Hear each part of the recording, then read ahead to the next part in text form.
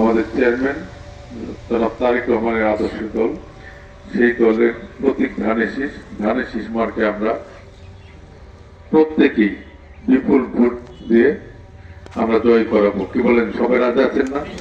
সবাই রাজি আছেন তো? শুধু আপনারা না, আপনাদের আত্মীয় স্বজন প্রতিবেশী যে যেখানে আছে সকলে মিলে আমরা ধানের শীষে ভোট দিব। কারণ ধানের শীষ মানে কিন্তু উন্নয়ন। আমাদের দেশ নায়ক জনাব তারেক রহমান বলেছেন, বিএনপি যদি ক্ষমতায় আসে জনগণের ভোটে।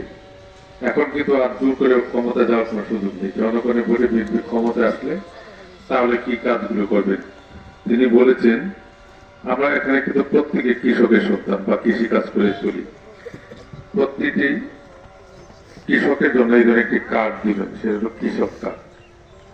এই কার্ড পেলে অল্প মূল্যে, সরকারি মূল্যে কৃষি সামগ্রী, কৃষি উপকরণ, কৃষি যন্ত্রপাতি, চাষ করার যত যন্ত্রপাতি সেগুলো ন্যায্য মূল্যে পাওয়া যাবে।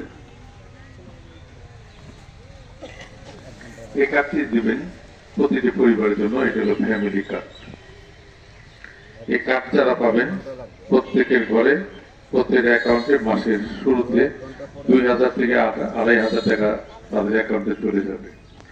অথবা সম পরিমাণ খাদ্য সামগ্রী, চাল, তেল, আটা, ময়দা, লবণ, সুজি যা আছে সমস্ত কিছু তাদের ঘরে পৌঁছে যাবে। এই কার্ডটি হলো স্বাস্থ্য কার্ড। আমাদের প্রত্যেকের ভিতর কিন্তু কিছু না কিছু রোগ বালা আছে, কিন্তু আমরা জানি না। আমরা টাকার অভাবে চিকিৎসা করি না, ডাক্তার দেখি না। এই কার্ড যারা পাবেন তারা বিনামূল্যে চিকিৎসা করার সুযোগ সুবিধা পাবে।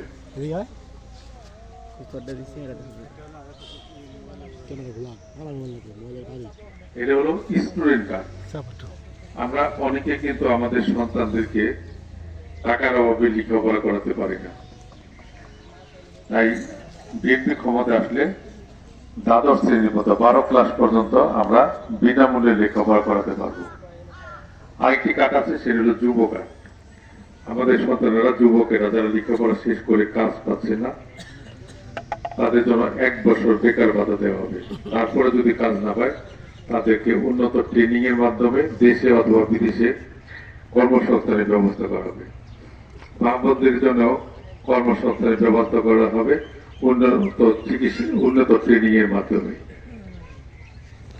এই যুবকদের জন্য খেলার মাঠ সহ আধুনিক খেলার সামগ্রী বিতরণ করা হবে।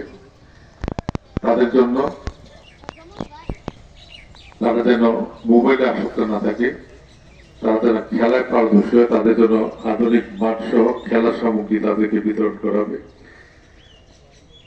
প্রযুক্তিতে আমাদের সন্তানেরা যারা অনেক এগিয়ে, কিন্তু প্রযুক্তির সরঞ্জাম তারা পাচ্ছে না,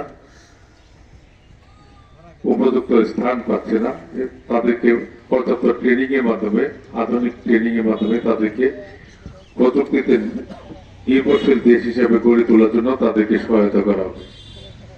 এখানে অনেক প্রকল্প আছে। বিএনপি ক্ষমতা আসলে দেশের উন্নয়নের জন্য যত রকম সরঞ্জাম দরকার সমস্ত কিছু সরবরাহ করবে বিএনপি ইনশাআল্লাহ। এছাড়াও আমাদের এলাকার কিছু সমস্যা আছে, যেমন এই কৈলাল ইউনিয়ন কিন্তু একেবারেই অবহেলিত। একটি মাত্র রাস্তা, আশেপাশে গ্রামে ঢোকার রাস্তাগুলো কাঁচা রাস্তা বা ভাঙ্গার রাস্তা, সেই রাস্তাগুলো মেরামত করে নতুন নতুন রাস্তা প্রয়োজন। গত বিএনপি সময় যে উন্নয়ন হয়েছে তারপরে কিন্তু 16-17 বছরের কোনো উন্নয়ন আর হয়নি। আমাদের এলাকায় এখনো গ্যাস আসে নেই। এই গ্যাস যদি আসতো, এই কৈলালের চকে কিন্তু অনেক বড় বড় ইন্ডাস্ট্রি উঠে যেত। আর ইন্ডাস্ট্রি যদি উঠতো তাহলে আমাদের সন্তানদের আর বিদেশে যাওয়ার প্রয়োজন পড়তো না। টাকা খরচ করে, টাকা সুদি করে, গরু ছাগল বিক্রি করে তারা এখানে যদি মিল ইন্ডাস্ট্রি গড়ে উঠতো তাহলে আমাদের সন্তানেরা, আমাদের মা বোনেরা এখানে কর্মসংস্থানের ব্যবস্থা হতো। ইনশাআল্লাহ বিএনপি ক্ষমতা আসলে সবার আগে দোহানগঞ্জে গ্যাসের ব্যবস্থা করা হবে।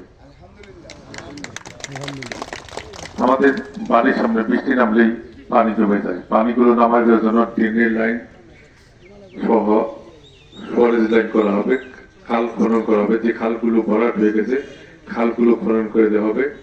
ইসাবর নদীকে খনন করে, এখান থেকে শুরু করে খনন করে বেড়ি বাঁধের মধ্যে সুইচ কেটে পদ্মা নদীর সাথে সংযোগ করে দেওয়া হবে, যাতে করে নদীর নাট্যতারা ফিরে পায়। আপনার এই নদীটাকে, নদীর পানি ব্যবহার করতে পারবেন, নদীতে স্নান করতে পারবেন, গোসল করতে পারবেন, সমস্ত কাজ করতে পারবেন, জেলেরা মাছ ধরতে পারবেন, সমস্ত কিছু করা যাবে। আধুনিক হাসপাতাল সহ মেডিকেল কলেজ করাবে, আরো অনেক উন্নয়নমূলক কর্মকাণ্ড করা সম্ভব। আপনাদের একটি মাত্র ভোট পারে পুরো পরিবেশটাকে বদলে দিতে, পুরো দেশটাকে উন্নয়নশীল দেশ হিসেবে পরিগণনা করতে। তাই আগামী নির্বাচনে আপনারা সকলেই ধানের শীষ মার্কায় ভোট দিবেন। আমি আপনাদের কথা দিচ্ছি, এই এলাকার জন্য যত রকম উন্নয়ন দরকার সমস্ত উন্নয়ন আমরা করবো ইনশাল্লাহ। সকলে ভালো থাকবেন, সুস্থ থাকবেন। আপনাদের সকলে মঙ্গল এবং সুস্বাস্থ্য কামনা করছি। সকলকে ধন্যবাদ। আসসালামু আলাইকুম ওয়া রাহমাতুল্লাহি ওয়া বারাকাতুহু।